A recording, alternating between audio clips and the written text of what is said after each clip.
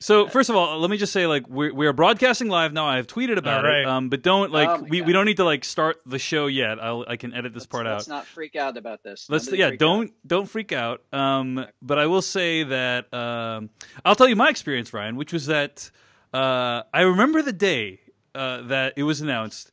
That morning, you were trolling me on Twitter about how your Karina's podcast was encroaching on the Slash Filmcast on the iTunes boards. Doesn't sound like me at all, David. And then... Sorry, go ahead with your story. Oh, no. Yes. It's already begun. It's already begun. And then 3 hours later, it was announced that you'd be directing Star Wars: Last Jedi. So I'm really glad that on the biggest day of your professional life, that you were cool with trolling me on that day. David, this is the biggest day of my professional life.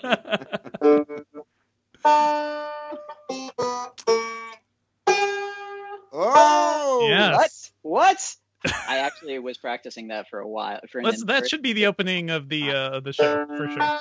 Yeah.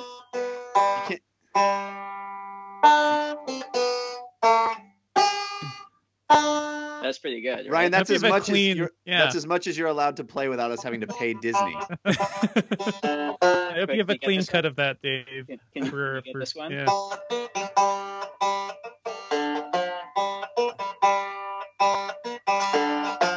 That's all I know of it. It's Ray's theme. That's all I know. Oh, really nice. Should I do that the entire time? I can hear the flutes. Just lay down in bed. Yeah.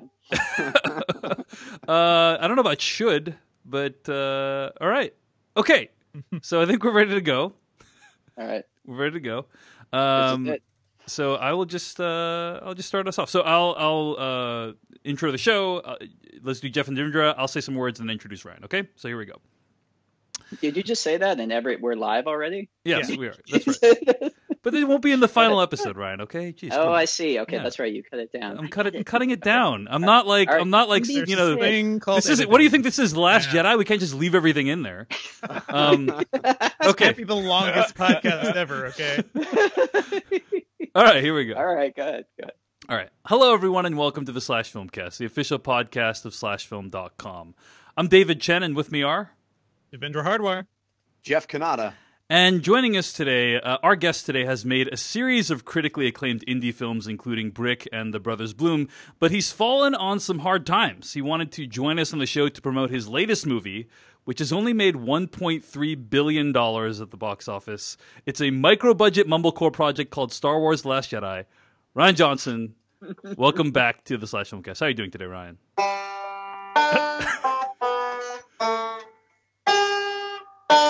Hello, David.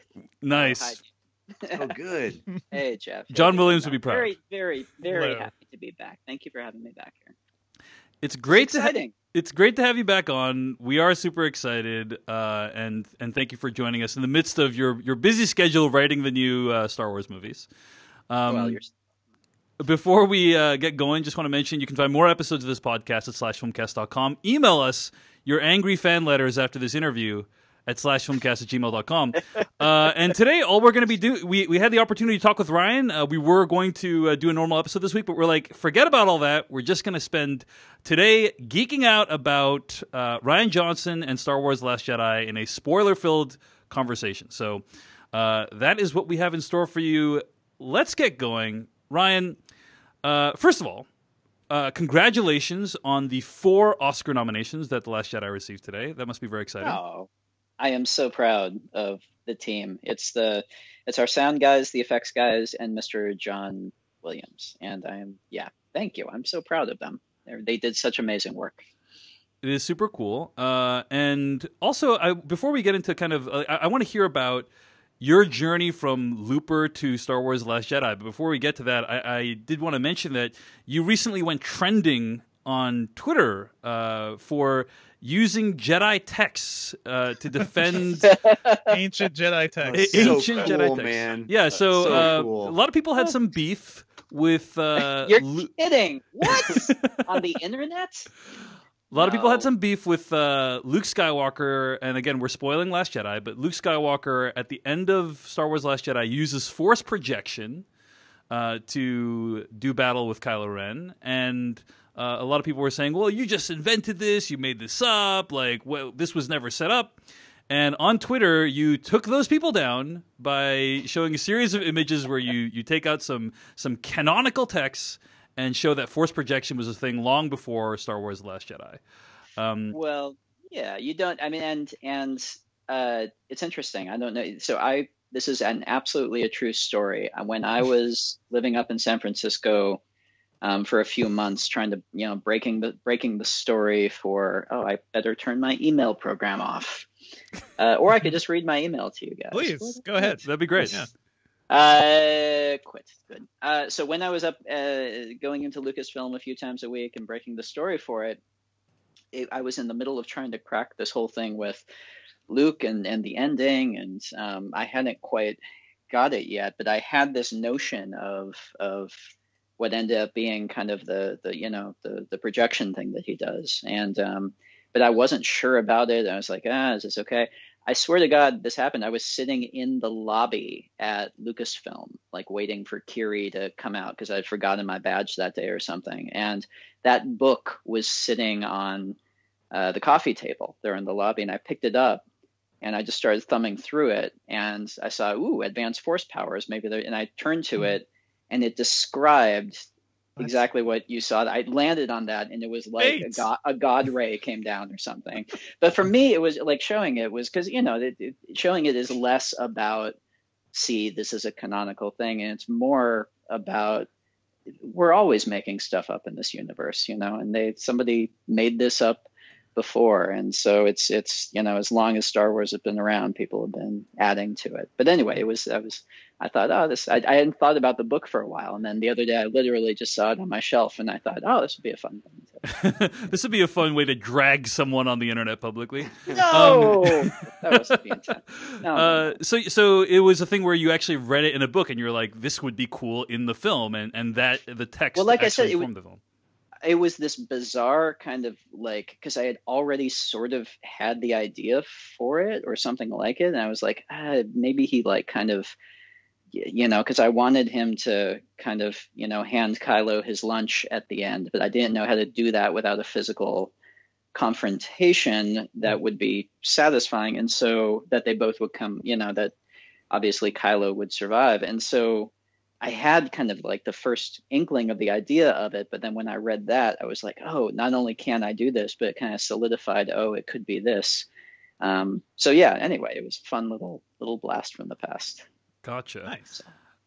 Very cool. So I was doing some research for this interview because I come prepared for these things, Ryan, and I was listening You're to a professional, Dave. I'm professional. Yeah. Professional. I was listening to your interview on Jesse Thorne's Bullseye, and you were talking. I had such a good time. Yeah, it's a great interview, and a big fan of Jesse Thorne. Such a sweet guy. Yeah. And you were talking about how you got the offer. By the way, just talk about a professional podcast host, Jesse. He's got his stuff. He's got his shit together. He's just so solid. Mm-hmm. It's just nice when that happens. Anyway, go ahead, Dave. Okay. Yeah, no, thanks. I seek to emulate that, Ryan. Anyway, yeah, you should. So I heard on Bullseye that you talked about the story of how Kathleen Kennedy offered you the job, and that you did not see it coming.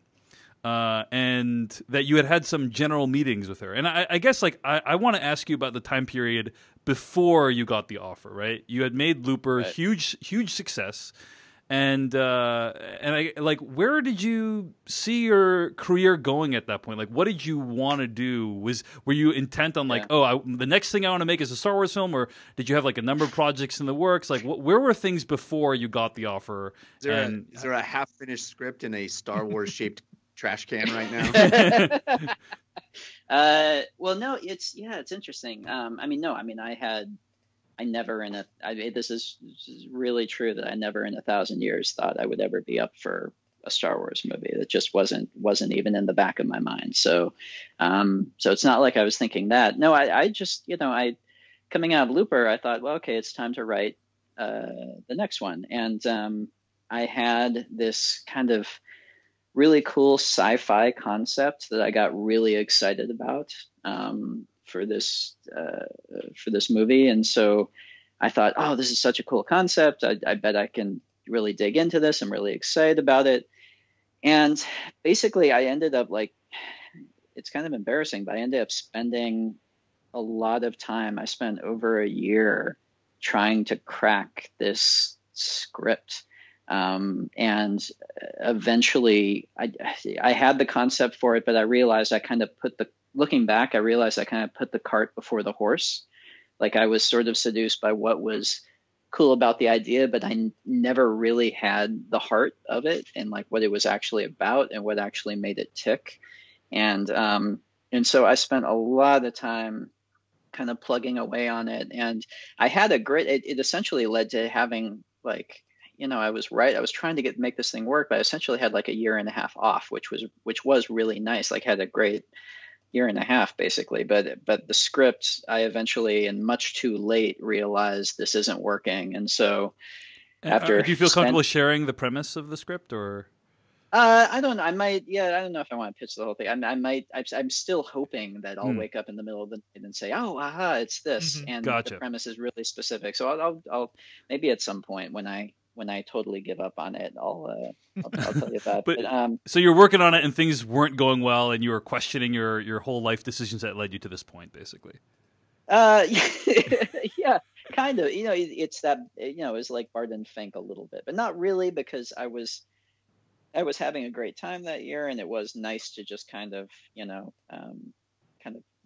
have like a year where I'm kind of working on this thing, but also reading books and just watching movies and kind of filling the tank back up. And especially looking back in retrospect, given that seeing now what I was about to go into, it was really nice to have that time to breathe.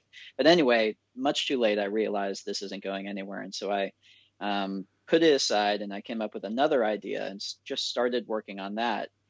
And that's when this meeting with Kathy came up. And like I said, I had general meetings with her a few times before, and I had thought that I was walking into another one of those general meetings, and she kind of dropped the bomb on me. And, yeah, so just some context. Kathleen Kennedy, kind of the keeper of the flame for Star Wars, the driving force for Star Wars, overseer, as it were. And for those who don't know, Ryan, what is a general meeting? Like, what happens at a general meeting between you and a studio head? So general meetings, and it can be with a studio head, it can be with a creative exec, it could be with, and it's this thing that happens where you go, it's a really common thing, where you basically, it's like a getting to know you meeting. It's weirdly kind of like a first date. You kind of just go in their office. It lasts about, I don't know, it lasts 20 minutes, half an hour. You go and you just sit down, there's small talk, and then there's just general talk about, well, what are you working on? And then kind of feeling out whether they have anything interesting that you'd want to work on together with them. And it's we call them, or I don't know, my friends and I call them water bottle meetings, because you always, would you like some water? Sure. And then you always have a half-finished bottle of water, like Arrowhead or something, at the end of it, that they end up piling up in your car, basically.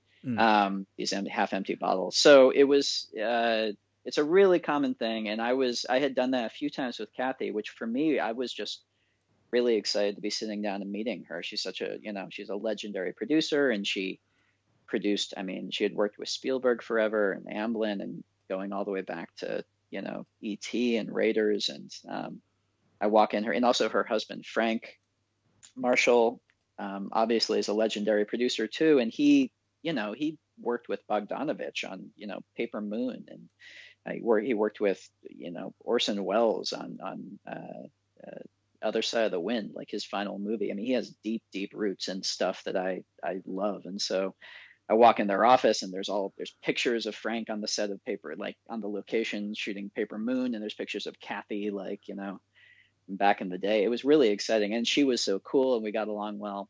But I never, like I said, it wasn't even in, the back of my head at that point that she would actually offer me one of these. Do you have any speculation as to what you could have said in one of these meetings that would cause someone to say, here's $200 million and the keys to the biggest franchise of all time?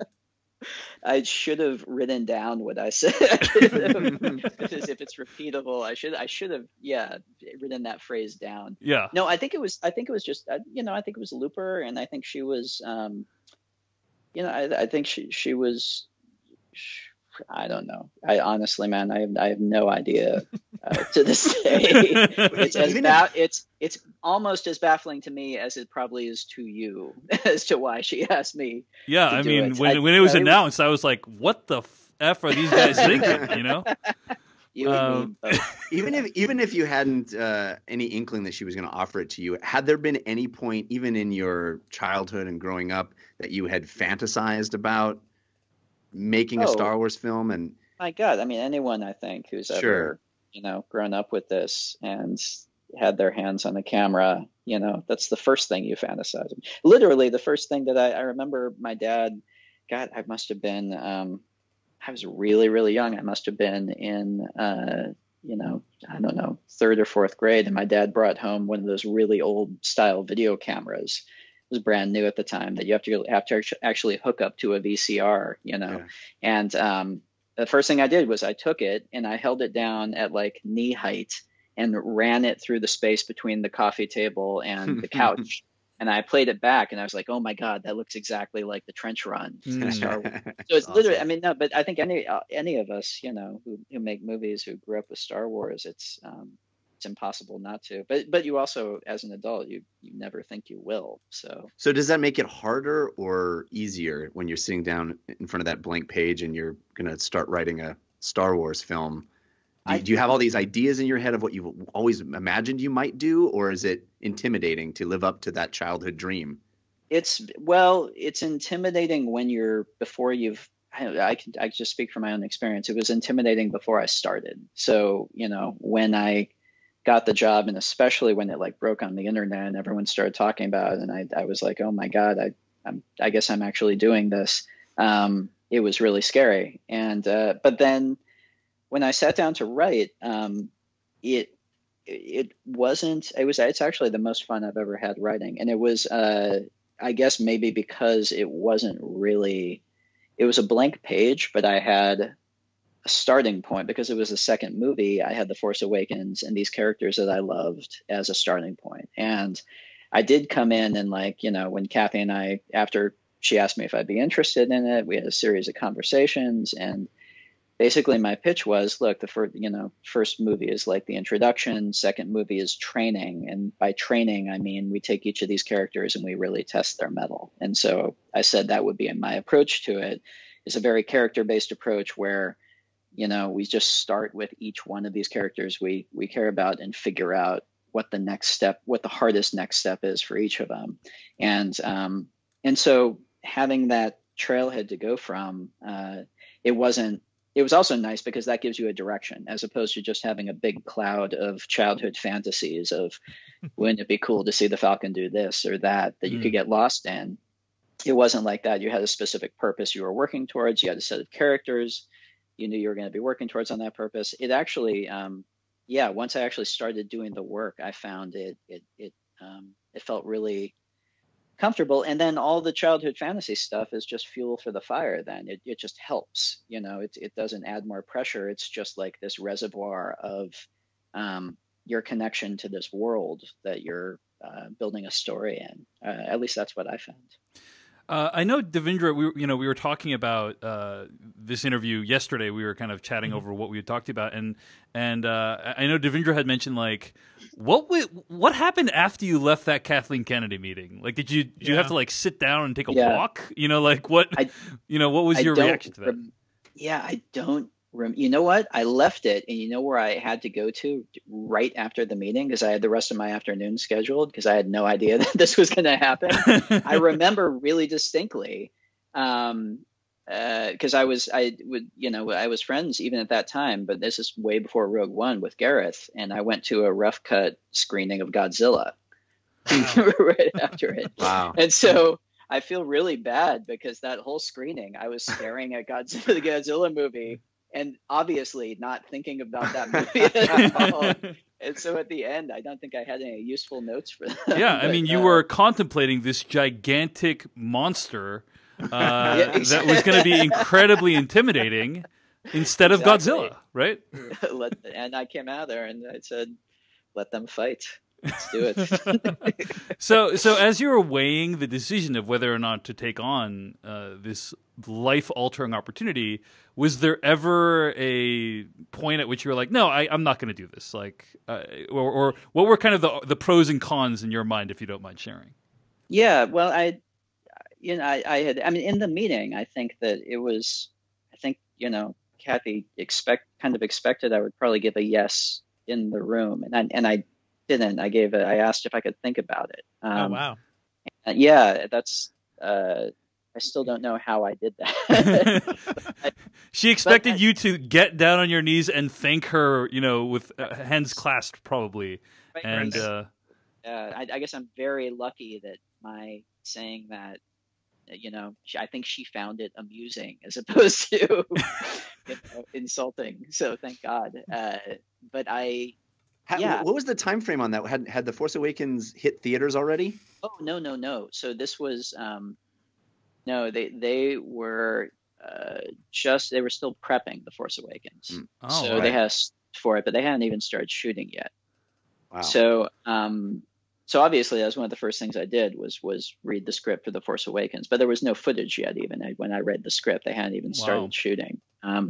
This is jumping ahead a little. I'll come back to the question, but when I was writing the script, they were shooting The Force Awakens. So I didn't see a cut of it until the script was basically done. I was watching dailies and I was going off of the screenplay. It's crazy that you were writing. I don't mean to diverge too far into this, but you were writing and you didn't really cast these actors, and you hadn't even really seen them too much in their performances. I mean, several of these actors are fairly unknown, specifically, Daisy Ridley. And yet here you are writing a script that has already been cast for you in a large part. Oh, it was so wonderful. If you can get J.J. Abrams to cast a movie that you're writing, do it. I did. Well, while I was writing it, though, I was watching the dailies. And so I did get to see quite a lot of the performances, and which was wonderful. It was great. I'm really thankful that the timing worked out like that, both so that I could write based on seeing Daisy and John and Adam and Oscar and everybody in their roles. But also I'm really, really thankful that I wrote it, before the movie came out, that I was writing entirely based on my personal reaction to the script and to what I was seeing, and not based on, I don't know, some kind of perception of the world's reaction to it. I guess I think that made it, that made it more personal in terms of the launching points I chose for this story. Yeah, we put the call. I can only hope that will be the same case for episode 9. I will just put that out there in the ether, and I hope that's the case that's happening now too. I hope so too. I'm sure it is. Yeah. We put the call out for questions yesterday on Twitter, and Jermaine Lucier asked if the feedback from Force Awakens in any way informed or changed the script for Last Jedi. It sounds like what you're saying is mostly no, right? Or completely no. Entirely no.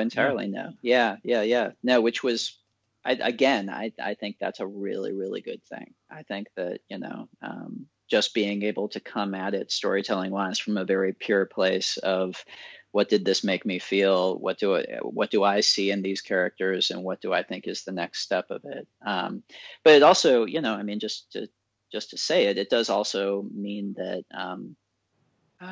obviously a lot of the things that ended up taking hold in the fan community in terms of theories and who is Snoke, who are Rey's parents, and the fever pitch that those rose to, I obviously knew those were questions you had coming out of Force Awakens. I didn't have like the weight of the fan expectation of what the payoff for those questions would be in my head. And which again, I think is a good thing. And it also, it's, and I feel anyone who is, disappointed, which I totally get, that the questions didn't feel like they kind of didn't get addressed in the way they wanted them to. Like, I know that how much it means to you with a story you care about to come up with these ideas of what it could be, and to have what comes out be different than that. I know that doesn't, that never feels great. And I guess what I'm trying to say is that the timing of it was such that it's not like I was aware of those expectations and was kind of, trying to kind of purposefully poke people in the eye. I was writing kind of based on my honest gut reaction to what the most powerful turn of events would be to those, to those questions. Do you think you would have done it differently if you had known that people had created all these like vast lineages of Snoke and stuff? Would you have? I mean, probably not. We can get into it as we talk about it, but I mean, there's a reason with each one of those questions I ended up in the place that I ended up. And I mean, Snoke is a little different than honestly. I mean, Rey's parentage, it's very obviously a question in The Force Awakens, and it's something that we definitely play to in The Last Jedi. Snoke's heritage, I'll be honest, I had no idea. Like, where he comes from, I had no idea that was going to be a thing to the degree that it was.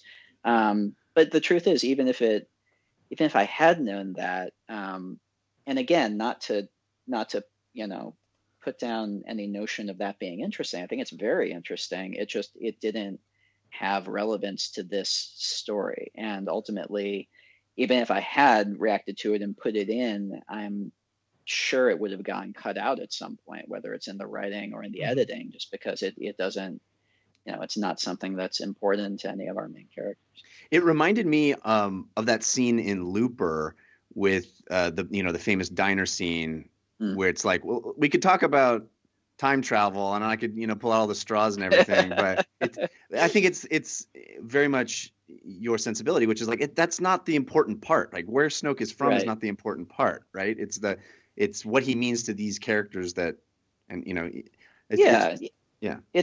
let's talk about what matters, I suppose. And and it's also, you just start dramatically shaping something, and you realize, especially with a movie like this, you end up kind of carving everything down to the bone in terms of especially when it comes to backstory, in terms of the bare necessity of what you need to spend, your time focusing on, and to make each one of these scenes as focused as possible on the dramatic intent. And and that's just not something that, I'm sure it would have gotten cut at some point, even if I had written it. Just so you know, Dave, all my questions are about Looper going forward. So I don't know. Let's do it. Going back to that question, I imagine the question I asked about, like, what did you do after the meeting, and how did you weigh the cost of doing it? Like, because I imagine that accepting this gig comes with a lot of benefits, but it also means that this is something that's going to dominate your life for at least the next few years, and probably people will, both love you and also complain to you for the next few decades, like probably forever, right? And so how did you kind of weigh the pros and cons of it? At some point, David, I'll die, so it's not going to be forever. Don't worry. Yes,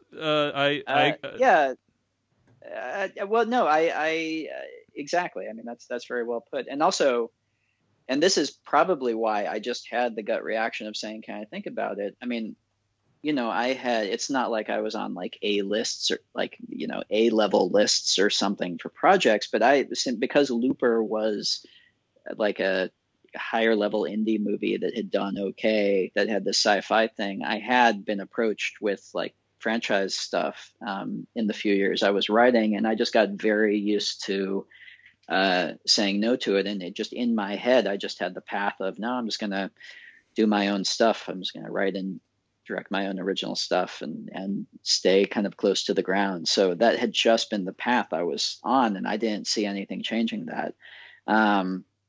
But it's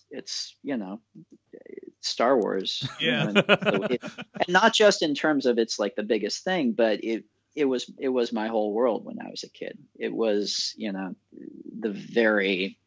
this is nothing special. I think a lot of us who are fans have had this experience, but it's hard to overstate the importance in terms of the foundations of my creative life in terms of Star Wars. And so it just means something very important to me. And so it was something that kind of stopped me in my tracks. And I said, I have to think about this.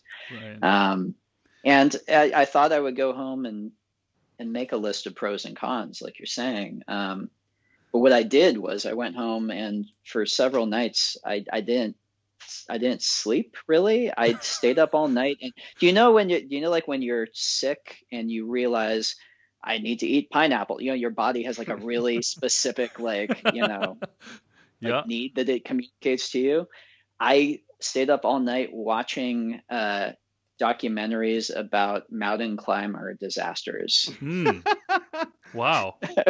Much like, I can't remember the name of them now. They all have vaguely similar names. It's all like one of my favorite ones is Touching the Void. Have you seen Touching the Void? I watched Touching the Void. Oh yeah, of course. Love that movie. Yeah. Love that movie. Yeah. But there's a whole, you go down, and then I just basically went on the, if you enjoy Touching the Void, you'll enjoy it. And I just clicked on every single one of them and stayed up all night watching these. I think we're forgetting about Cliffhanger here, everyone. I did. No, it was all docs. I should have done Cliffhanger. Yeah. So why when you were evaluating whether you should direct Star Trek, were you watching movies about people trying to surmount a massive obstacle and failing horribly? David, you said Star Trek. Oh, shit, Star Wars. Sorry about that. Funny, Jesse Thorne. No, Jesse Thorne never did that. Trying to think back. Sorry. That's hurtful. Yeah, you actually mean Jesse Thorne never made that mistake. So did it was like cathartic release to watch these mountain climbers, go through these horrible disasters? Did it help you make your decision? Maybe. I have no clue. To this day, I have no real good analysis about why I just stayed up all night doing that. But I know that symbolism. Yeah, I don't know. But at the end of a few days of thinking about it and talking with my producer Ram, and watching a lot of mountain climbing documentaries about people losing limbs, it didn't end up being like a intellectual decision of pros and cons. It was just me realizing, nothing can make me happier than doing this, than my life being this for however long this is it, So, but even then it was a step-by-step process. It's not like I called and said, I'm in, and then a door was, closed behind me. It was step by step. It was sitting down and talking with them. It was reading the script for 7. It was going on a meeting with JJ, and it was kind of easing into it, sort of, which I think was a good thing. So I kind of want to ask you, I want to get to the film itself very soon, but I kind of want to ask you about the reaction to the film and kind of how you've reacted to the reaction, because I can describe like what my reaction was watching the movie. I had a great time at the theater. I left on a high, and the critical reaction was rapturous after the screenings, right? And then there started to be some like rumblings in the day of release that like maybe there were certain corners of the internet that weren't super happy with the film, and and so I guess like I'm curious like how you approach criticism, both from movie critics but also from general public. Like some people say like I just never read that stuff. You don't seem to take that approach. You seem to try to tackle these things head on. So to some extent, I'm not above a little bit of hiding, but but no, I'll tell you, it was really interesting because I'll tell you exactly where I was on it. So that night of release of the movie coming out, I had done, because basically I'd been going around doing introductions to screenings, and so I was at the mall in Century City. And I was introducing a USO screening for military members and their families. And I got done with that screening. I had a couple of hours before the next thing I had to do. And so, I told the guy from Disney, why don't you just go home? It's okay. I know where to find my driver. I'll go to the next thing in a few hours. I'll just hang out here at the mall, get some food. I'll just, putter around on my phone. It'll be fine. So I had 2 hours to kill at the Century City Mall when I started getting the first few hate tweets.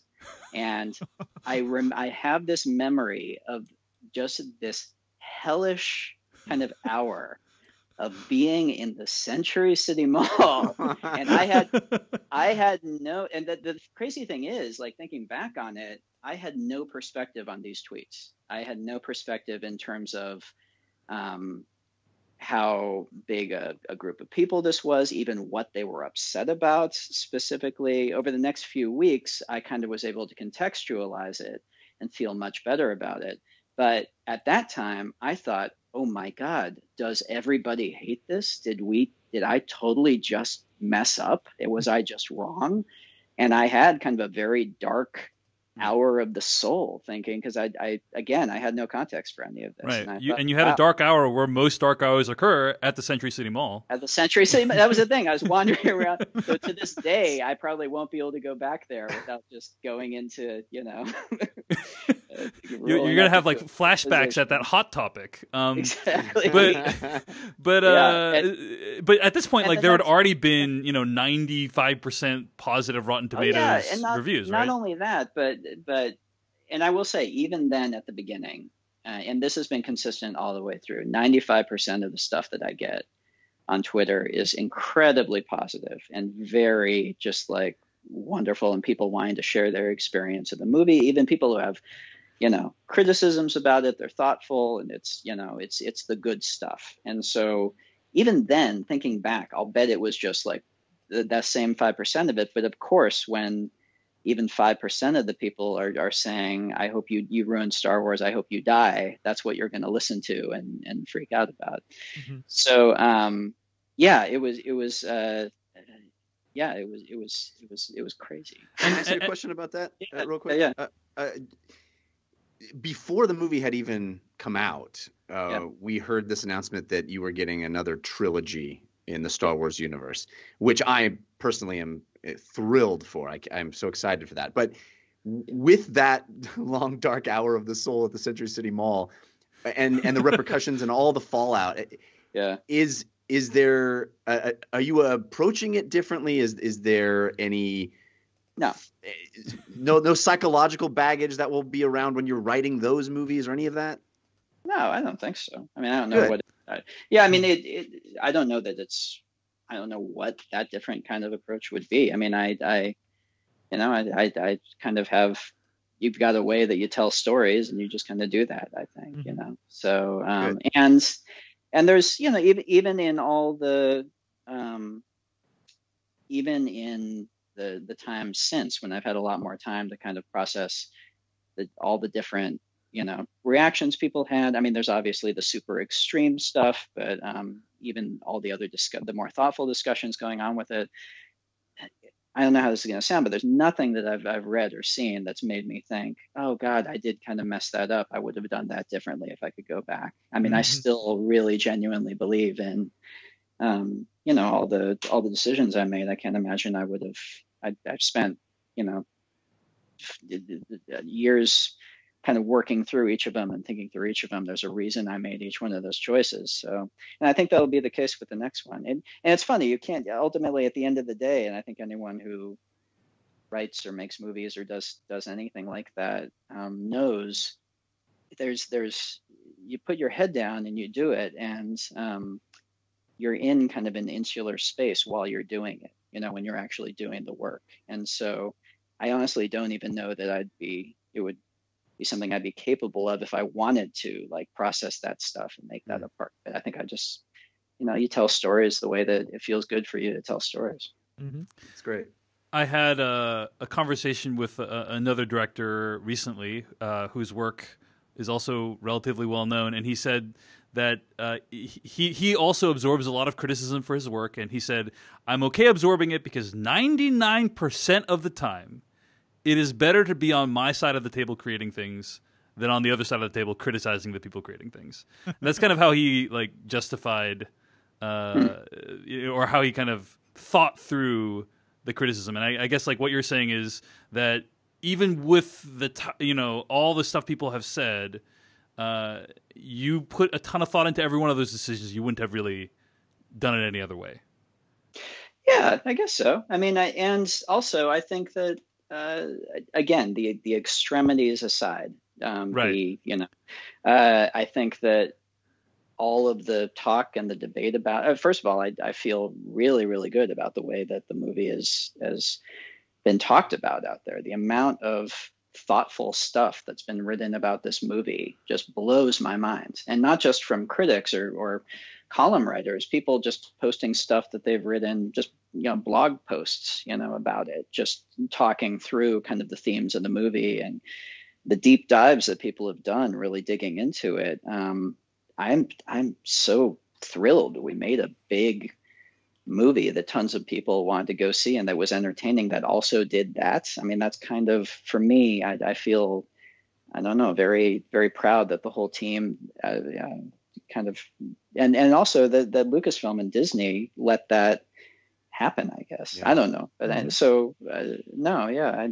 the overall feeling coming away from it is not like, oh boy, I weathered the storm, but it was worth it. I feel really genuinely like this whole experience in total has been such a joyous one, of putting the movie out there and feeling the reaction to it. Excellent. Well, let's talk about some of the decisions you made for the film. I think the film diverges from previous films in the franchise in some really interesting ways. And, I'll ask a few questions about that. And you can, first of all, tell me if you think my assessment is correct. But if it is, then I'm curious how you made some of these decisions. Wrong. Thanks. Wrong. Appreciate that. I should have a buzzer. That's what the banjo's for. That's what the banjo's for. Okay. All right. Obviously, one of the most interesting decisions is the reveal of who Rey's parents were. And that they were no one special, that she wasn't a Skywalker or anything like that. And so, yeah, talk a little bit about how you arrived at that decision. I think there's a lot of people that actually think that it might not be true or that it might be undone in the next film. But talk about like that decision, why that was important to you, because lineage has been an important thing until now in the Star Wars franchise. Sure. So yeah, let's talk through that. Well, I'll give a couple of caveats before. I'm not involved in writing episode 9, so I have no idea what's going to happen in 9. And as we know in these movies, there's always space for a certain point of view. So I don't know what's going to happen next. I know it'll be awesome. I know it'll be satisfying, whatever they end up doing. But so that caveat. Also, I'll give the caveat that and this is something that I'm still the same way that I'm still kind of, you asked me before, like, how do I just personally deal with these kind of criticisms thrown at me? The truth is, I don't know. This is my first rodeo with something like this. I'm figuring it out and trying to just do my best. And I'm kind of taking it step by step. So the other thing I kind of don't know is how much to actually talk about it. Because I don't want to short circuit. Not that I think I would. And that's kind of why I said, well, fine, I'll come on, let's talk about it. Because I realize it's nothing I say is going to actually, like, my initial concern was, well, once I kind of say what I think, is that going to be something that people will just like point to and say, you said this, and then just fight more about it, as opposed to coming up with their own ideas. But I don't think that's going to happen. Because no one listens to what I say, David, as you know. So what was I saying? So anyway, the other thing is, I'll explain my reasons. But my reasoning for doing it is separate from, I guess, and this applies to everything I'm going to say for the rest of the conversation, because I don't want anybody who had stuff in the movie they didn't like to feel like my explanations are trying to like dismiss their feelings about it, I guess. If something that I'm describing you didn't like, I'm not arguing that you should have liked it. I'm telling the reasons why I got there, basically. Got it.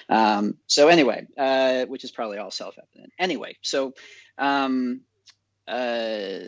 was the question? Rey's parentage, yeah. Within, someone in our podcast Slack brought this up today, that it was introduced that like Darth Vader had killed Luke's father, and then later you find out, well, he killed him in a sense, and that maybe like in the next film it could be like Rey's parents were nobody in a sense, I have no. So anything could happen. But that being said, your decision. That being said, in this movie, I mean, there were a couple different. And by the way, and it's funny. Recently, I found my old writing laptop, and I went back through it, and I looked at I created like this thing that I called the big ass document that I would send to Kiri Hart at Lucasfilm, like, a few times a week. I just kept updating this big document where I would just basically type through my thought process with each of these big questions.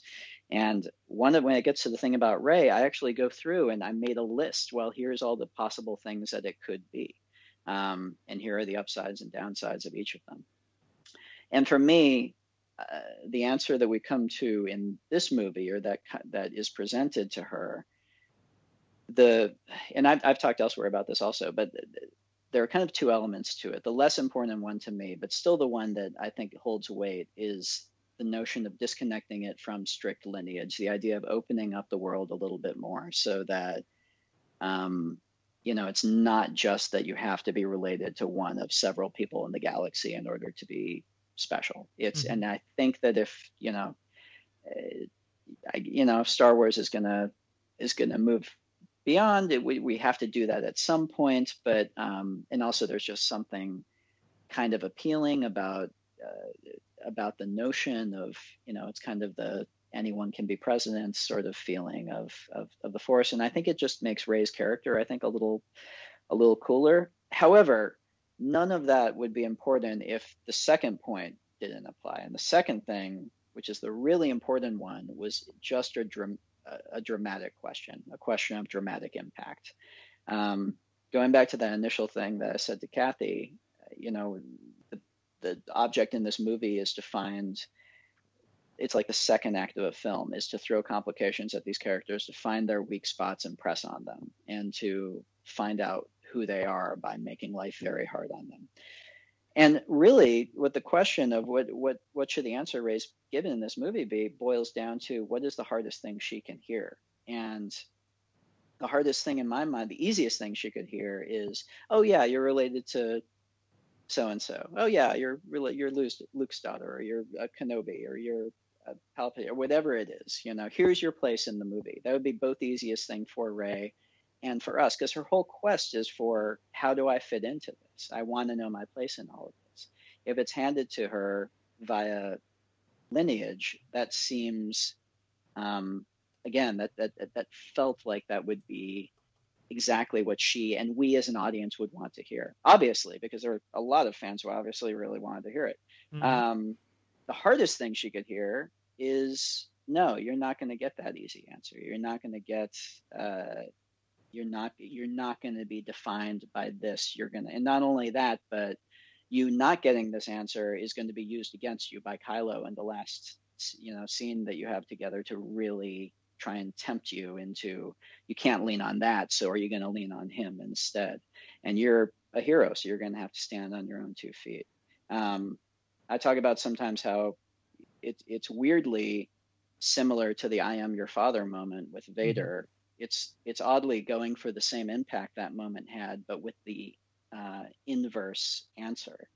"I am your father" was the hardest thing that Luke could hear in that moment in the audience, because it takes what was a very simple bad guy and suddenly turns him into something much more complicated. And to do that with Rey, to give Rey and the audience that moment of, oh no, it had to be the exact opposite answer. Yeah, it's so cool that you phrase it like that. I love that description of the process, because it sort of makes some of that reaction from the audience inevitable, because you are literally, by intention, giving them the most uncomfortable moment. It's the best thing for the story, because it puts the audience in a position that they didn't want to be in. And I'll tell you, that's been a really fascinating thing the past few weeks, and the past month, in seeing this. And I want to be careful how I phrase it. I don't want this to come off as I don't know. But seeing how the audience reaction in general plays so much into the actual themes of the movie in this strange meta way almost has been really, really amazing. And so anyway, but yeah, I think you're absolutely right. we got this email from listener Bradley Martin from Canada, and I shared this with you, Ryan. It really made that scene with Rey in the cave kind of lock into place for me. He writes, in Rey's vision, we see hundreds of her in a line, these being hundreds of identities of who she is, who she's supposed to be, why she is. It had to start somewhere, she tells Kylo Ren, only to find her beginning was two passing shadows. She'll never know her father's hair, her mother's eyes, what they enjoy or hate, a constant identity crisis with a lifetime full of questions, the most horrific of these being, why didn't they want me? Just a heads up, Star Wars fans, orphans are real and are plagued by these thoughts every day. Film speculation is fun, but the idea that Rey can't be the character she is without a Jedi Master parent has to stop. You don't need a Skywalker or Kenobi in your family tree to make the world a better place, end quote. Isn't that beautiful? I mean, even beyond just like his description of it, and this is what's been so cool over the past month, seeing people take the movie and apply it to what they care about in life and find things like that in it that I never could have expressed that way, because that's a personal thing that a reaction he had. And I just think that's so cool. You know? Yeah, related to that scene, actually, I think the visual representation of that whole sequence is kind of amazing. Like, I'm wondering, where did that idea come for you? Were you inspired by something in terms of how to represent those multiple Reys? It was weird. That was a very, very early visual idea that I had that was kind of disconnected from anything. Before I went to San Francisco, one of the very first things I did was there's this guy, Rick Carter, who is he's a production designer who works with Spielberg a lot, and he's also he worked on The Force Awakens. He's also just kind of the secret like Yoda of these movies. He's he's a really amazing guy. He's a very deep thinker. He's very basically I Ram, my producer, knew Rick a little bit, and he said, you should go out. It was like telling Rey at the end of Force Awakens, you should go to this island. And he says, like, you should go out to Malibu and you should talk to Rick. And I said, oh, okay.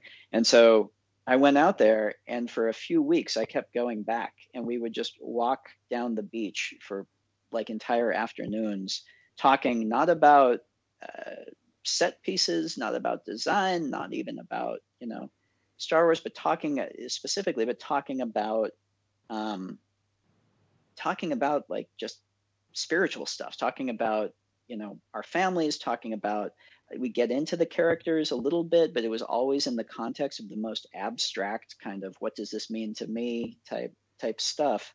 And I can't tell you how, and so anyway, the mirror sequence kind of came out of, those few weeks. And also, I can't tell you how amazing it was at the beginning of a process that turns out a movie that's, whatever, like a big, it's from the outside, like the cynical view of it is it's this big machine that Disney's creating to turn out toys and money. And regardless of even that element of it, it was going to be this big machine of a process.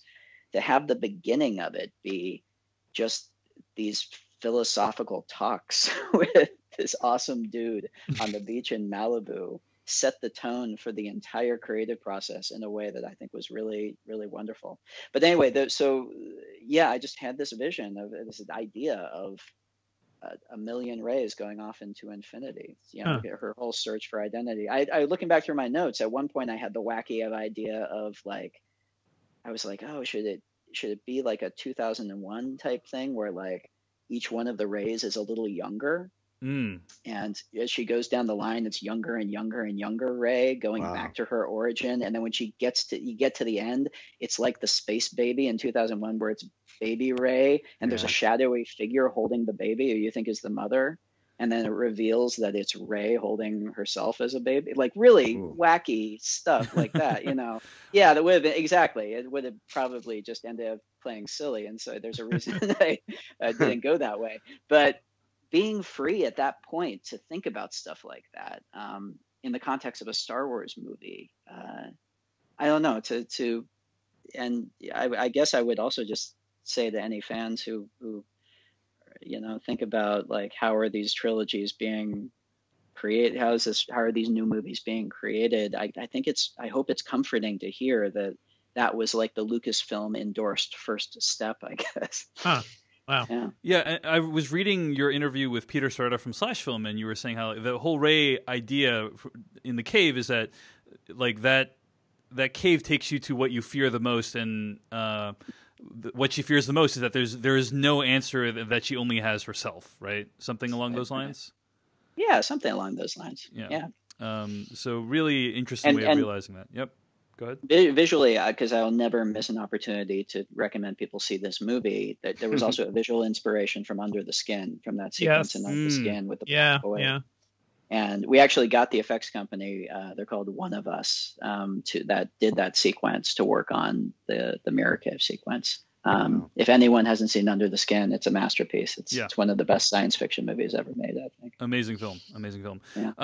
One thing that I saw that was an interesting reaction to the reveal of Rey's lineage is this idea that, like, even though lineage is no longer important for wielding and taking advantage of the Force, that Rey still represents a 1 in a billion or 1 in a trillion person, right? That it's not like, I guess this question is, what are the implications of Broom Boy at the end of the movie? Are we supposed to interpret that as like, oh, everyone can be as good as Rey, or is it just that Rey is like 1 in a trillion, and therefore it's still extremely selective who has the ability to be great at the Force? Well, it's interesting. I guess I mean, that's an interesting interpretation of it, isn't it? I guess I don't think of it in those terms, I suppose, because ultimately these stories are still, each one of them is a hero's journey, and this is Rey's hero's journey, and that means that it's not making a statement about who in the world is allowed to have special powers. Mm-hmm. A story like this is about the person who's watching it, and it's about it's always about finding your way in the world, and you watching this myth that gives you some kind of roadmap for some version of that. That's what, going back to the original stories, that's what they're about. So, and honestly, that's also why the whole dismissing the lineage thing was of much secondary importance to me, because I actually don't think that, the original trilogy, it's not saying that only people born of a certain lineage of royalty are special. That's just a way of representing this notion of this archetypal hero who has a special purpose, and it's just speaking to each and every one of us, saying there's that version of that hero in you, and you're gonna have to go through some kind of internal version of this big projected myth in your own life as you're going from childhood into adulthood or whatever it is, if that makes sense. I find it so interesting that you speak of Rey's hero journey, which clearly these movies are, and yet you really only got to write the middle chapter. And as you said earlier, you don't have any hand in writing her final chapter, or any of these characters, maybe not final, but third chapter. Are there things that you are hoping get picked up on from this movie? Are there hooks that you put in the movie that you hope get fulfilled? Are there things that you would be really disappointed to see? Like if we saw Rey turn to the dark side, for example, would that bum you out? Are you sitting here like an audience member thinking about what this third movie could be? I'm absolutely sitting here exactly like an audience member, and I think it's probably, getting yelled at by certain people who it didn't go the way they expected is probably softening me a little bit in my forming very hard expectations that the next movie better do this or else. And no, I know that it's, first of all, from foremost, I have faith in JJ and in Chris Terrio, who's writing it with him. That they're terrific storytellers, and I know that they're going to give something satisfying, even if it's not what I'm expecting. And I'm sure it won't be what I'm expecting. There's no way it could be what I'm expecting. That's what's fun about it. I also, though, know it'll be satisfying in a way that because these movies are mythological, and because they are ultimately heroes' journeys, that means they have a certain gravitational arc to them, and however that arc ends up getting fulfilled, it will get fulfilled. The rainbow's going to touch down to earth at the end of it. How that ends up happening, that's the fun. Yeah. one of the most interesting decisions this movie makes is it posits that brash hot-headedness won't get you very far. We see again people that are brash and hot-headed and make these crazy decisions based on information they believe to be superior. They end up getting flummoxed again and again throughout the film. And this is kind of a stark divergence from the rest of the franchise. I mean, I feel like in past films, the hotheads have been pretty successful. And so, A, do you agree that it's a divergence? And if so, why was this theme important for you to communicate in this film? Yeah, well, sure. It's definitely a divergence. I mean, I think that and largely the theme that you're talking about is demonstrated in Poe's arc. Yes. And again, though, it's not like I sat down and first and foremost on my mind was, ooh, how do I subvert the hothead hero mythology has been built in? No, I sat down and thought, okay, who is Poe?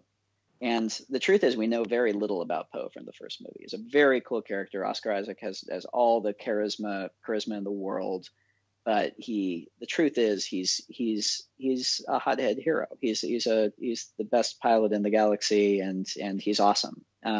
It's funny looking back at the.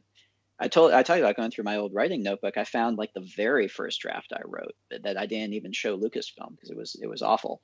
And in the very first draft that I wrote a whole script where Poe goes off on the mission to Canto Bight with Finn, and Rose doesn't exist in it, and it's the MRA's wet dream of a script. And it's just the guys. And at the time, I thought, "Oh, this will be awesome! It's Butch and Sundance, and they're going off together on this adventure." And I wrote it, and even while I was writing it, I was aware, "Oh my God, this is so boring," because those two guys can't challenge each other. They can encourage each other, and that's what they do for the appropriately brief amount of screen time that they have in The Force Awakens. It's awesome. They're encouraging each other. They give each other feel good. It's like you can do it. But they don't have built into their character the tools necessary to challenge each other, which is what each one of them had to be challenged. I learned that by trial and error, basically, by doing it and seeing, oh my God, this tool doesn't work for this. So then the question was, okay, I'm going to split them up, and that's great because that means that rather than Poe serving Finn's arc, Poe can have his own arc. And then it was the question, oh, what is Poe's arc? Okay, what do I know about Poe? I know he's a hero. What is the tough thing he could? And that's when the whole idea of heroism versus leadership came up, especially in relation to Leia. Because at the same time, I was thinking about Leia's character, and I was thinking about this character who's kind of been defined by loss throughout her entire, for as long as we've known her, going back to the first movie. And the idea of showing Leia starting to kind of bow underneath the weight of just all of this loss that she's had, and how she's seen all of these hotshot pilots come and go, and obviously Han being the most recent one, just realizing that, oh, that could be a really interesting thing, the wisdom of Leia, and a different type of wisdom that could, that suddenly connected up with Poe. And I thought, okay, heroism versus leadership, that's a really interesting contrast. And what would the lesson be there? And that seems like a very exciting thing to play with in a Star Wars movie. Got it. Mm-hmm. Well, Ryan, we have at this point in the conversation a bunch of random nerd nitpick questions to throw at you. Ooh, I love it. Before you get there, can Yeah. I do one more thing? I just don't Please. want this to go by. Yeah. I know that Ryan talked to the far superior Jesse Thorne about this a little bit. I didn't want to go by without talking just a little bit about Carrie Fisher, because it's interesting. Jesse asked me about Carrie. Yeah. Yeah. We're just trying to learn from the best is what we're trying to do. Yeah. Emulate the best until you fake it till you make it. Me too. But people who listen to this show know that and have made fun of me a lot because I've talked so much about how very, very few moments in this movie I was not crying watching it. And a lot of that are the layers of watching Carrie Fisher in her last film and seeing her ostensibly die and then come back to life, and knowing that she can't do that in real life, and all of those layers that existed in watching it after the passing of this amazing actress. I don't know if there's not much of a question there. I just would love for you to speak to that. And was there any? I know you talked to Jesse about the considerations of what you might do with her character, but I wonder if there's a subtler point to be made about feeling like maybe you were taking advantage of her death in a weird way, or was there any worry on that level? Oh, there was worry. Absolutely, there was, and there was worry on every level. We didn't know. It was like, I remember just that feeling of coming back into the office after that Christmas break and sitting down and watching the scenes through and just feeling the weight of, what do we do? And, in terms of what you mentioned, it's a very interesting thing in terms of feeling like, God, because it's impossible to watch it without the extra, the extra emotional weight of everything you just described being laid onto it. But I don't know. I felt like at the end of the day, that was both inevitable, no matter, even if we had done alterations or what, I'm not sure what we would have done. We're not going to cut her out of the movie for fear of that, because it's a beautiful performance and I think people deserve to have it, and she's wonderful. And so, I know exactly what you're talking about. It's like there is this kind of whole other, and it's impossible for me to even know how the movie would play if Carrie were still around. It would be different. I don't know. The truth is, I just don't know. It sounds like you went through. There's obviously you probably considered every permutation, right? Like. Reshooting the entire film completely, like removing her character entirely, or having her say goodbye, or having her character pass at an earlier point in the film, which she doesn't. Her character does not die in the film, right? Even though she comes close. Exactly. Yeah. So you probably considered like every one of these possibilities, right? Absolutely, and we thought about. I mean, absolutely, we did, and there was no, but I didn't deep dive into any of them because I very instinctively felt like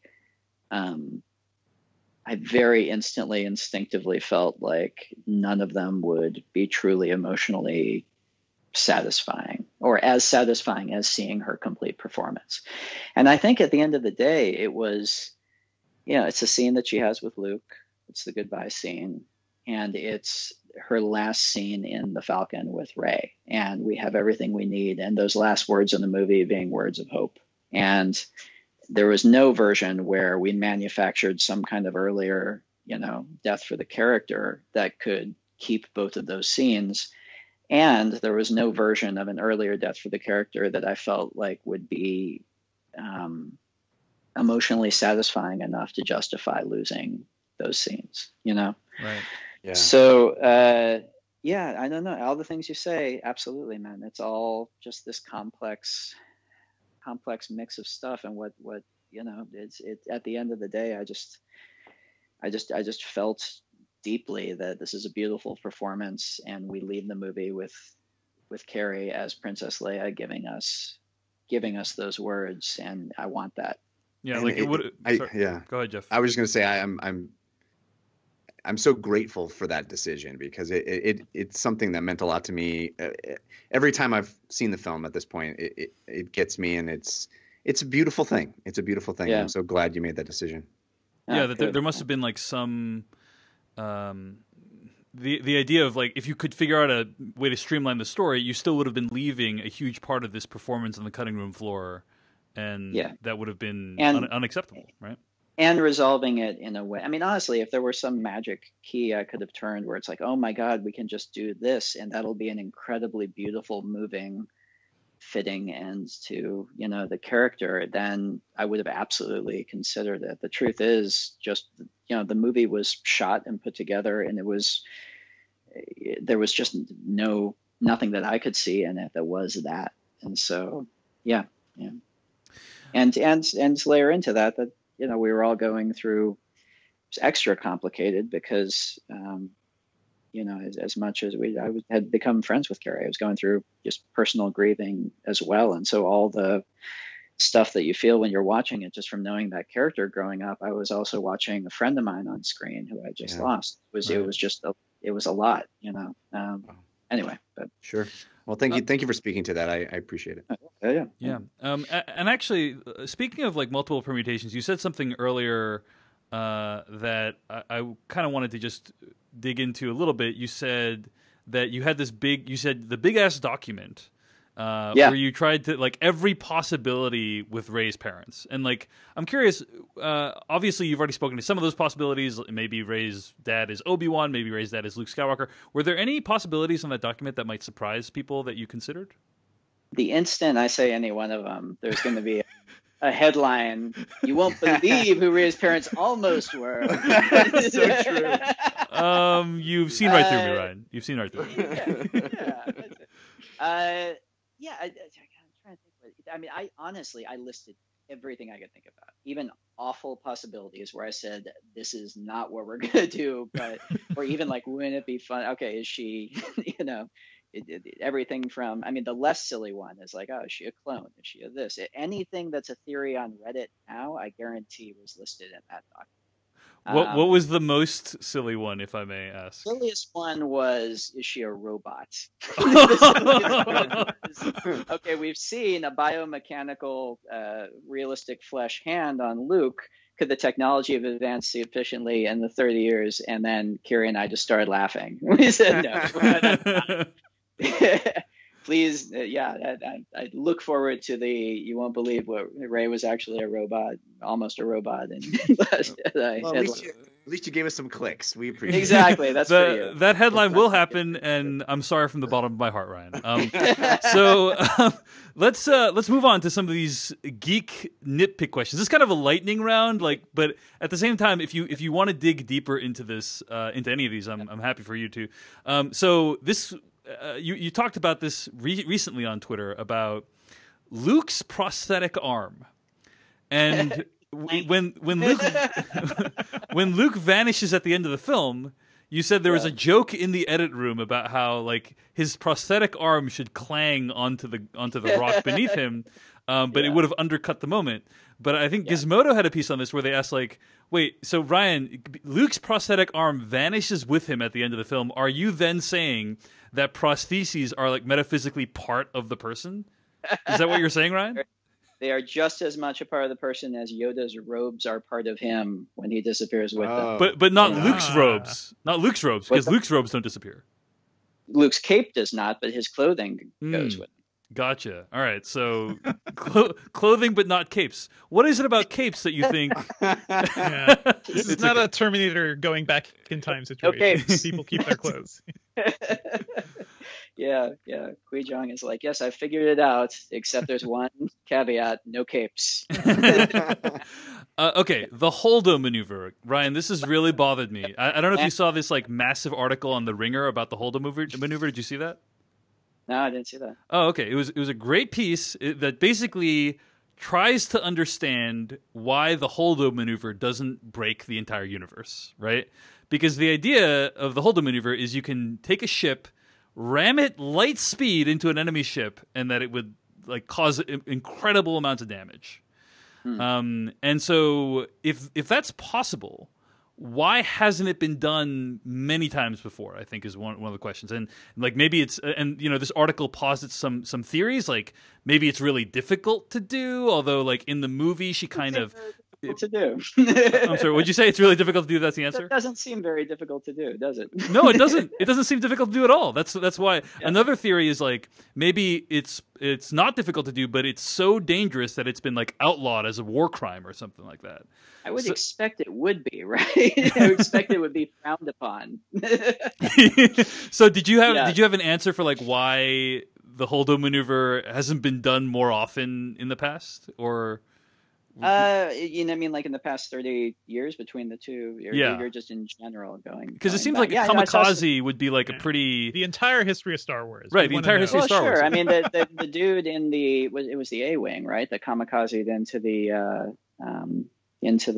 bridge of the Star Destroyer, and that took down in Jedi, you know. So we've seen kamikaze maneuvers before. No, I mean, I think I'm going to be really looking forward to seeing basically what, like, how this is now integrated into the canon, and I'd be fascinated to hear about. I mean, this sounds like a dodge. It's kind of not. I mean, first of all, I has this been done before?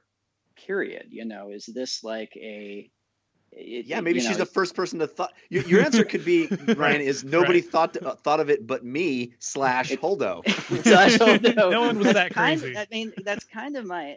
I mean, at this point, it's kind of my answer. I think that, you know, I got to reserve the right for Pablo to build it back into canon if he's like, yeah, this is a thing, and they outlawed it, and whatever. I think there's various ways you can go with it, but it's not like that was the plan to do this. It's this spur of the moment thing, this idea that she gets, that she sits down and fucking does, and it obviously takes everybody completely by surprise. It takes Hux by surprise. The fact that Hux doesn't see it coming means it's probably not a standard military maneuver, and I think it was something that Holdo just kind of pulled out of her butt in the moment. That's an official canon answer. Thank you for that. I can speak to why it didn't happen earlier in this movie, I guess. Mm-hmm. Sure. That's please. Not really the question that's being. No, but please, like, why didn't they just turn around and like kamikaze it and like have the transport ships eject?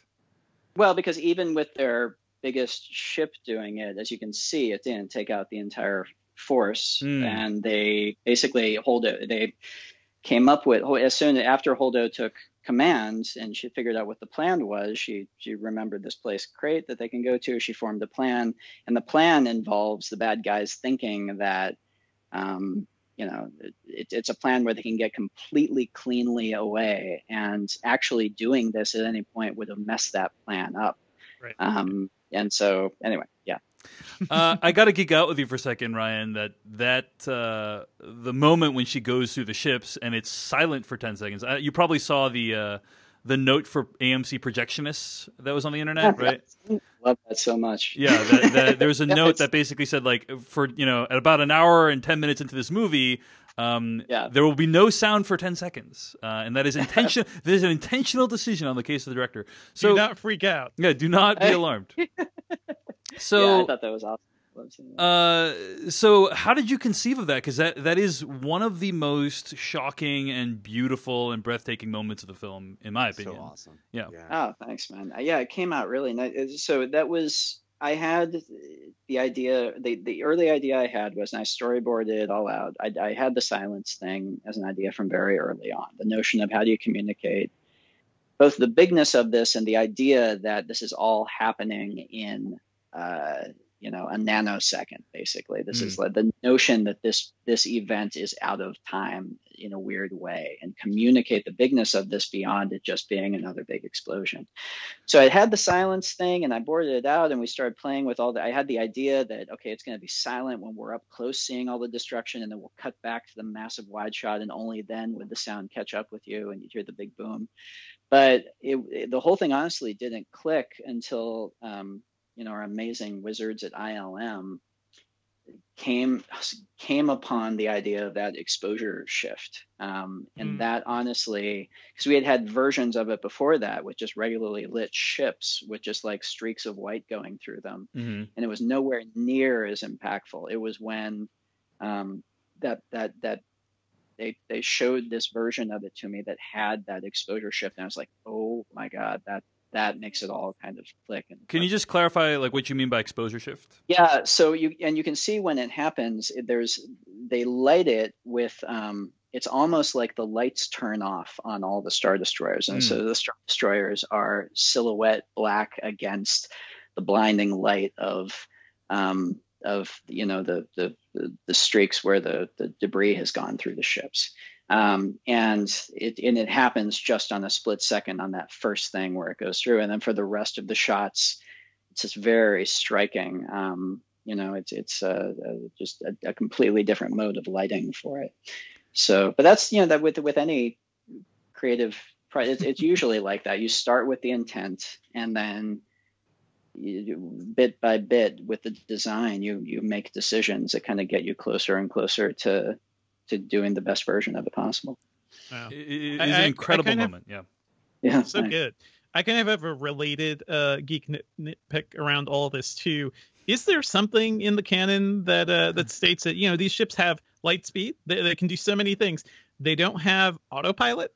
They don't have Which ones? Any ship, like in general, right? Like this right, entire moment rests. Oh yeah, no, I could have. I thought yeah, having to like step back and do it. Well, no, I thought about, God, do I have to put a whole fucking thing in there that does this? And I thought, no. The idea is not so much that she has to be back to actually pilot the ship. The notion is that there's something where there is some protocol when they're that they can tell if a ship is on autopilot, and there's something manual that has to be done every span of every 30 seconds or a minute or something, like a manual ping or something that is a tell that they can't fake, that will give away if the ship is unmanned, basically. But then I was like, I don't want to put a whole thing in. Right. You want to be moving straws around a diner table. Yeah, it's kind of it. Yeah. I want to see that kill switch on the bridge somewhere. That's all. Okay. Yeah, it's there. Oh, it's there. You didn't see it? Yeah, it's totally there. Sharp eyes will catch. So another geek nitpick question: like, what would have happened if Finn had continued flying into the laser battering ram? I saw a critique that was like, at that moment, Rose says, we're not going to win this by killing what we hate. We're going to do it by saving what we love. Something like that. Sorry, I'm butchering your words, Ryan. How dare you? But one of the critiques I saw was like, well, isn't he trying to save what he loves by destroying this laser battering ram? What does she say? What does she say before that, though? What's the dialogue right before that? I don't know. He says, "Why did you stop me?" And she says, "What? I saved you."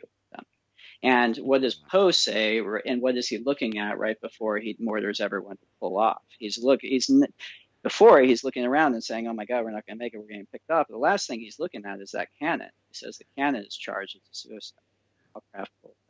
So we'll never know what happened if Finn went into the cannon. I think it's in my mind, what Poe and Rose obviously think will happen, and given what that cannon looks like, it's pretty likely that it would have been a little bit like a mosquito going into a bug zapper. Right. But he never did it, so I guess we'll never know. Okay. Got it. All right. Understood. Awesome. I had this reaction when I saw the opening of this movie, or not the very opening, but when the first scene with Rey and Luke, right? You reshot that, did you not? From the last, like it doesn't match the ending of Force Awakens. Yeah, is that correct? Yeah. Well, I mean, they shot that when they shot the Force Awakens, and we shot this when we shot ours. So yeah. Was it always understood? That's how movies work, Dave. Yeah, no, I understand it, but I'm saying, like, was it always understood that like you would pick up, like you wanted to pick up right where they left off, and so you're like, well, we can't just use the shots from last time. We need to redo those because we have other things we want to do with those shots. Yeah. Like, curious how that decision making happened. I mean, to be honest, Daisy was a year or two older when we shot ours. And so even if we had used the previous ones and she looked a certain way, and it wouldn't have matched for several different reasons. But also, they shot the footage they needed to do that scene, and with ours, there wasn't really an opportunity, and we had to go there anyway to shoot new stuff. So it just made sense to reshoot the few things that even we could have. But then once we were there, we only had a couple of days there, and we couldn't control the weather, so you just kind of have to go with it. There was a question that came up a couple times online and also in the chat room of, the whole movie is them being chased. The First Order is chasing the Resistance. people have asked, like, why didn't the First Order just call in reinforcements rather than chase the ship for a day? Did you have any explanation of that, like, originally in the movie, or did you Call have reinforcements? Like, what do you mean? Like, oh, you mean like call in like another? Well, I don't know. They have obviously a huge part. They've allocated a massive part of their fleet already to be there. I assume other people are, considering we've read in the opening crawl that they're also busy bringing the galaxy to heal. I'd assume all their other resources are pretty tied up, and add into that they think they have a pretty ironclad lock on the situation, that they think this is just a matter of, this is fine. We just, we chase them a little bit, they'll run out of fuel, it'll all be over. And so right. in their mind, there's no imminent threat of losing them. And I doubt it would make sense from a military perspective to take valuable resources right. away from conquering the galaxy in order to do it. All right, fair enough, Ryan. At the end of the movie, the salt planet, I guess I am curious. Like, that is one of the most beautiful visuals, I would say, in the entire Star Wars franchise, of these ships kind of like clattering on the ground and the red erupting behind them. So kind of curious, like, how did you conceive of that? Like, what was that process like? Yeah. And also, one of the Resistance fighters just takes a piece of the planet and eats it. And who eats a planet? And who is insane enough to just eat a foreign planet? Like, what's the deal with that? I loved, the whole. Wait a minute, he just tasted the planet. I love that meme. And that, by the way, is our second AD. Matt, we called him Salty after that scene. But, Matthew Sharp is a very sweet guy. But and Gareth Edwards is right next to him.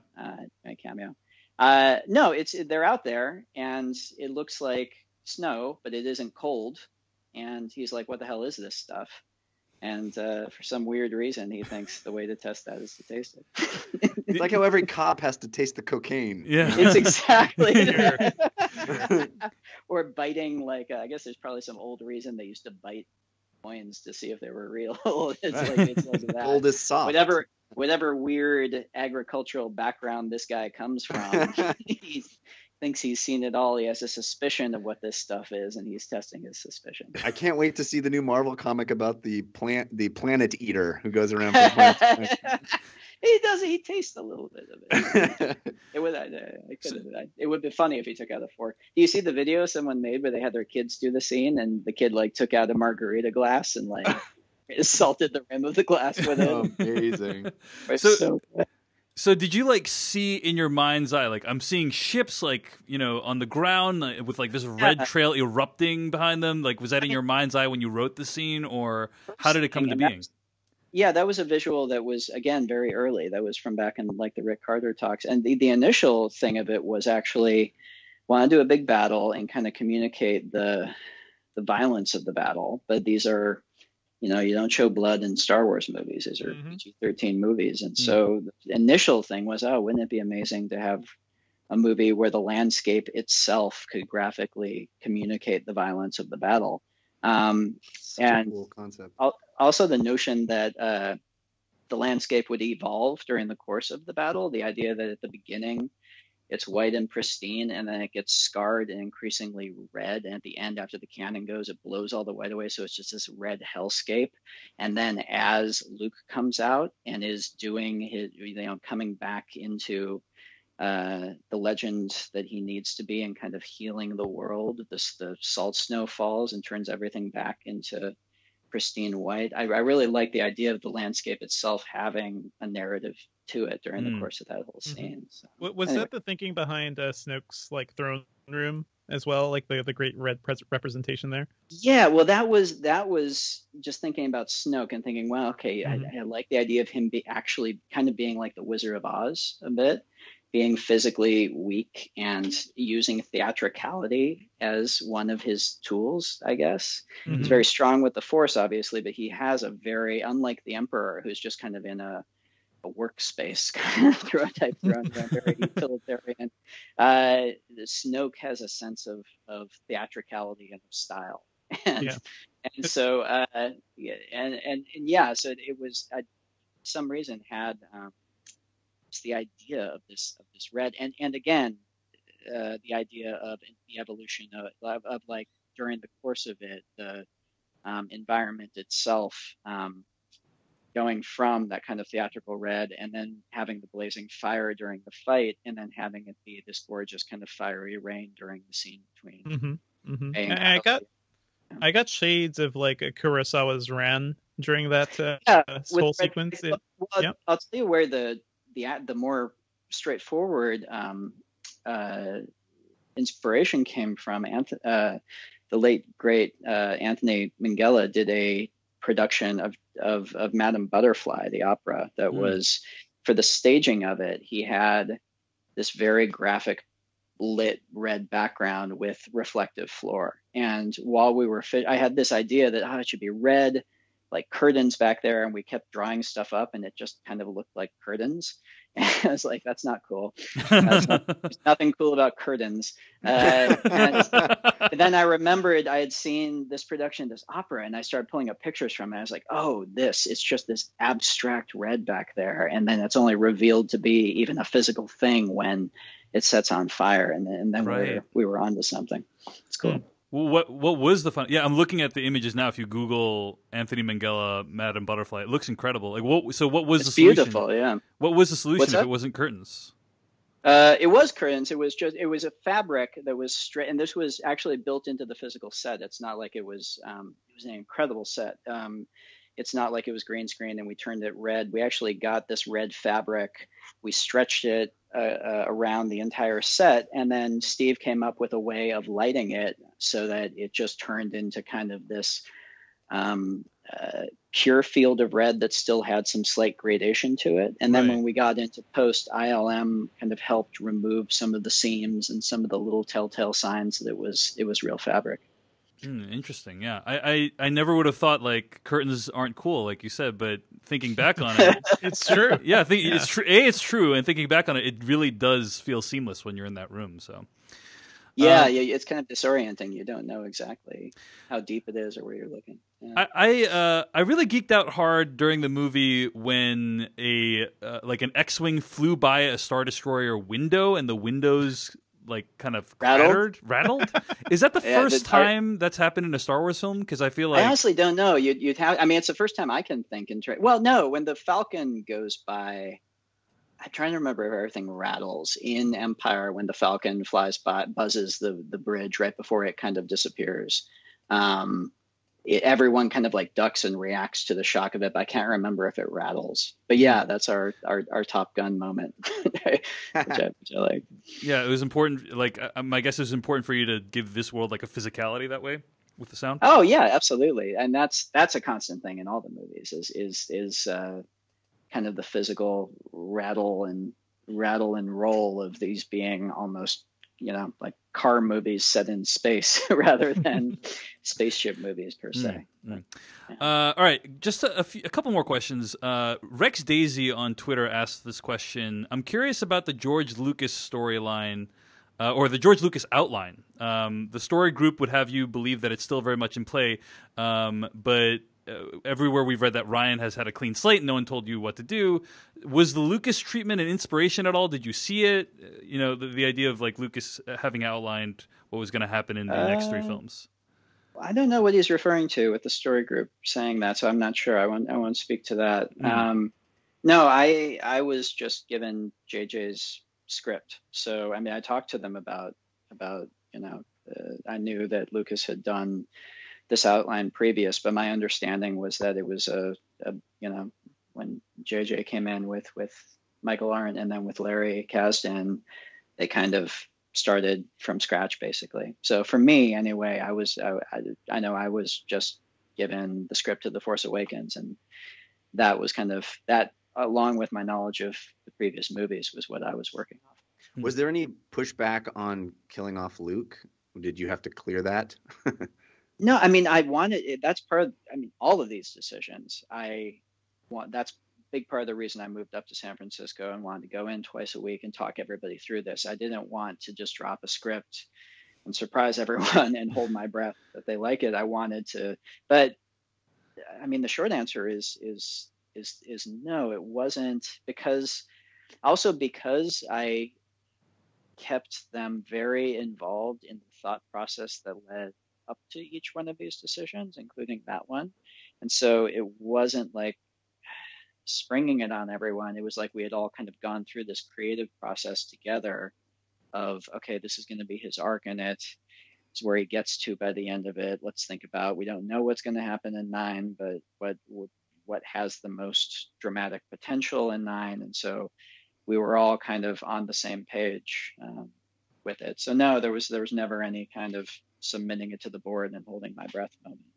There's a little bit, and forgive me for this, but there's a little bit of me that thinks it's kind of insane to set about making a trilogy of movies and then letting each person making those movies do whatever they want. You know what I mean? Like knowing that there's going to be 3 movies and yet there's no real overall roadmap for those movies seems kind of crazy.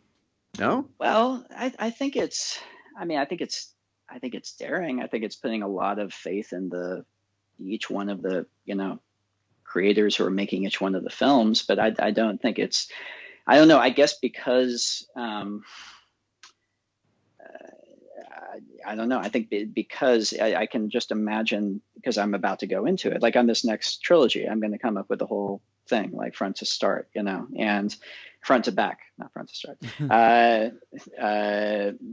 But so, yeah, I know exactly what you're talking about. But at the same time, I don't know, when you're coming up with the whole thing at once, you're still coming up with it piece by piece. It's not like you have this sudden grand revelation of the entire arc. I mean, even, and then this is I don't know, I was about to say, like, just to some degree, Lucas did that also with the original trilogy. Yeah. He had to, because in his original conception, it ended with, didn't the whole thing end? I'm sure someone will correct me if I get this wrong, but his original conception, didn't the whole thing end with the Death Star? Or no, it ended with the anyway, I know by blowing up the Death Star at the end of A New Hope, it kind of threw everything off. So he had to. Yeah. Right. Well, he never thought he would get to make any more of them, so he didn't really. Yeah. Precisely, and so it. I think the notion that there's some kind of immaculate conception thing that would happen if they were all conceived of at once, and then everyone just stuck to that, knowing how a real creative process happens, I think that's not really reality, And I think that the truth is that, yeah, these are being kind of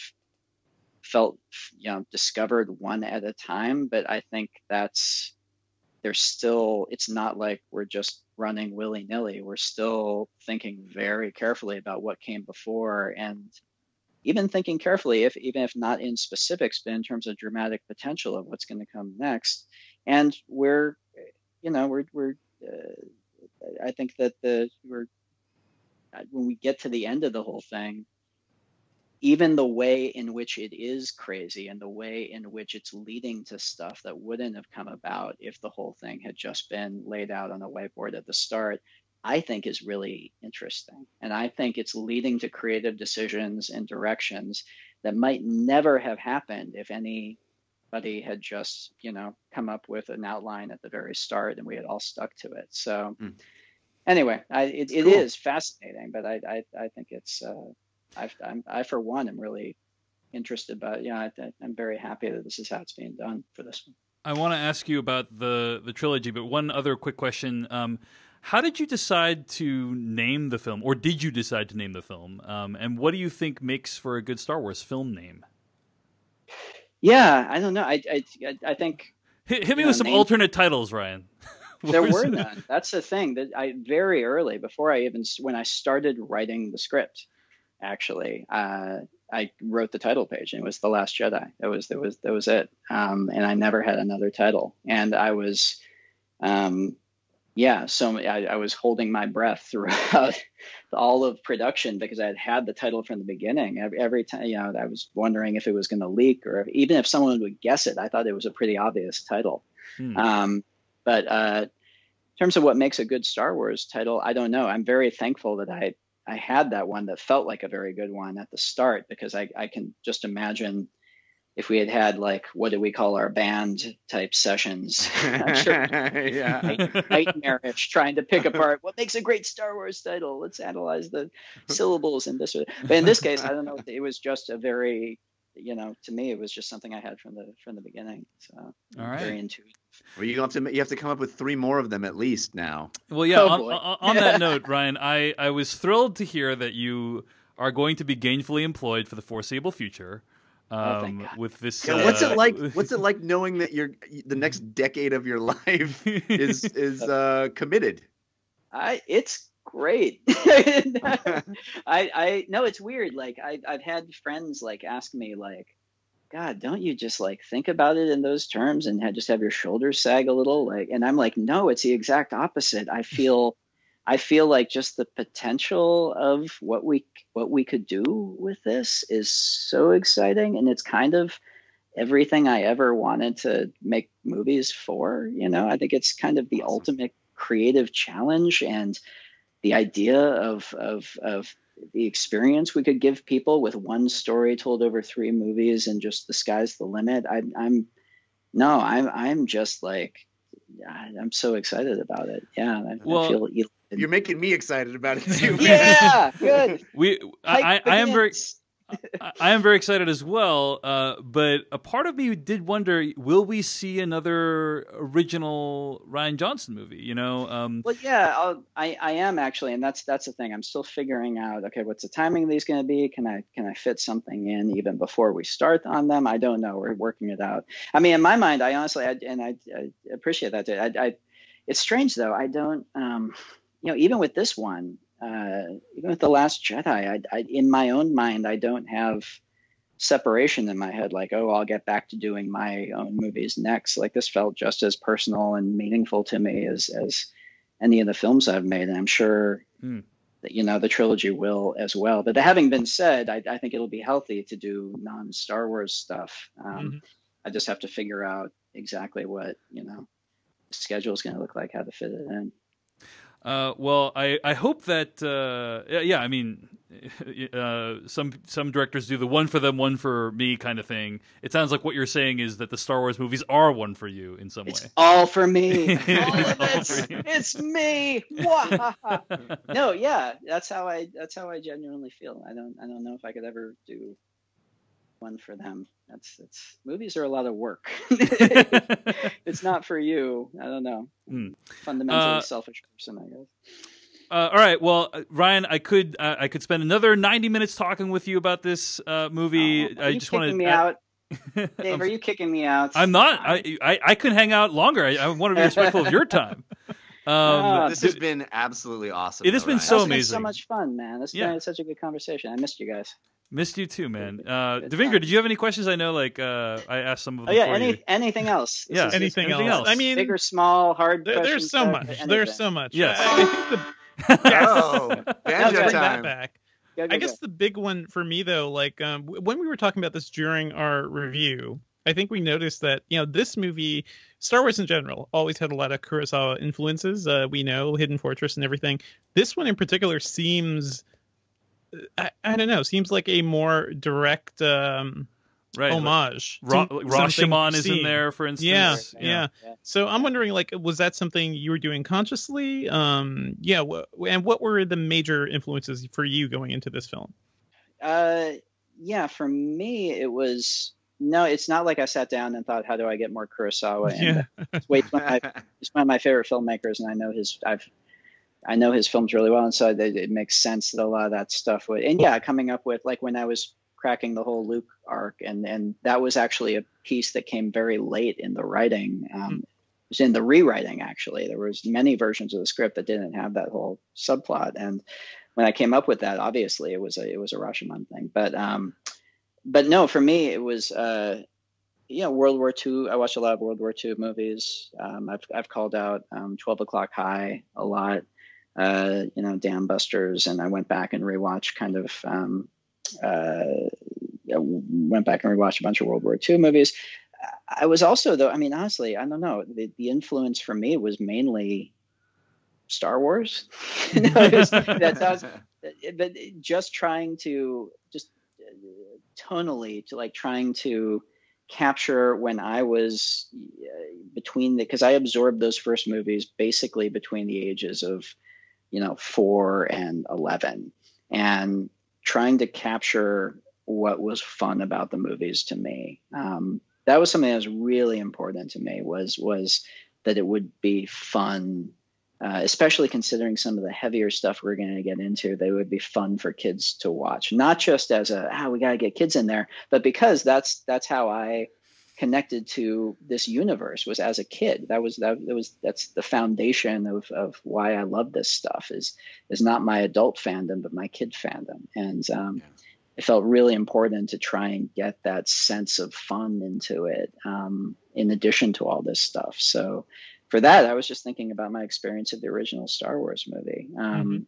then to a certain extent, honestly, I love the tone that JJ struck in The Force Awakens. Also, I think that it's got that Larry Kasdan spark of just, very light on its feet, fun and to it. And so, anyway, yeah.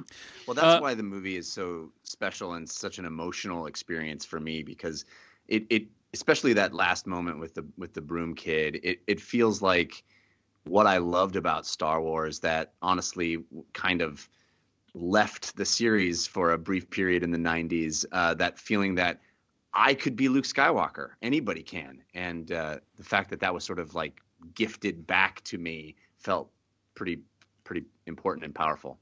Thanks, man. That's what it's all about, right? Yeah. Ryan, I got to ask you, I know I said we were done, but I do want to ask you this question, because I feel like, I was saying this on our podcast episode, but that it has been truly remarkable to observe your journey. I think the first time we met, I was interviewing you because you just made The Brothers Bloom, which I had ranked as one of my favorite films of that year. And I remember reading interviews with you talking about Brick, which I think is a film that you shot for around $500,000. So so in the last decade or so, you've gone from Brick, which is an ultra low budget movie, to basically one of the highest budget movies ever, or one of the highest budget franchises ever.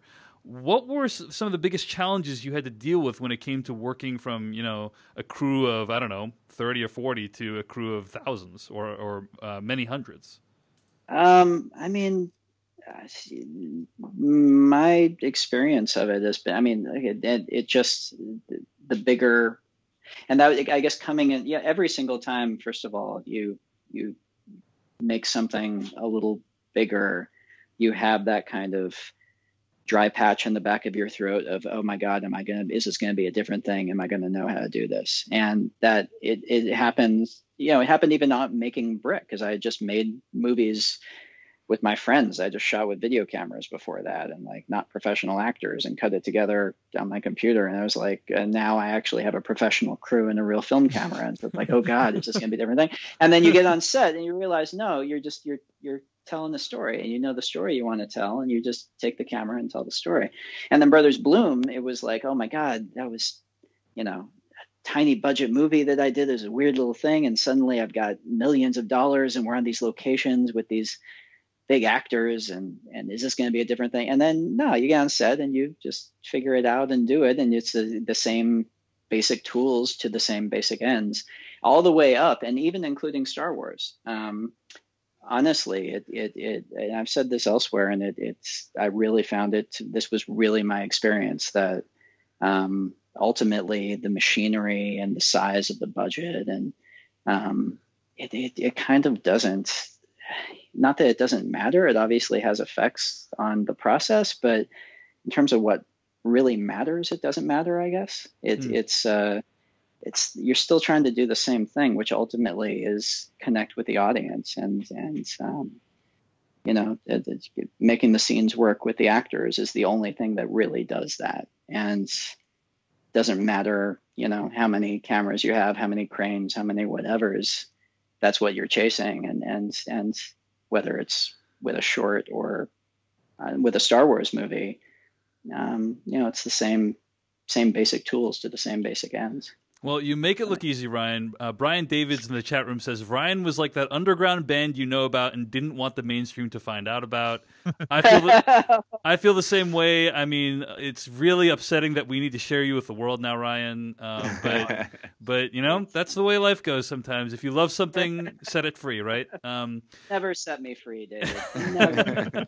Keep me in your heart-shaped box forever. Please, I will do the best I can, Ryan. Well, it's been an absolute pleasure talking to you, Ryan, and I would say where you can find more of your work on the internet, but everyone already knows it's in theaters, literally right everywhere. Literally everywhere, as contractually obligated by Disney. You can find Ryan on Twitter as well.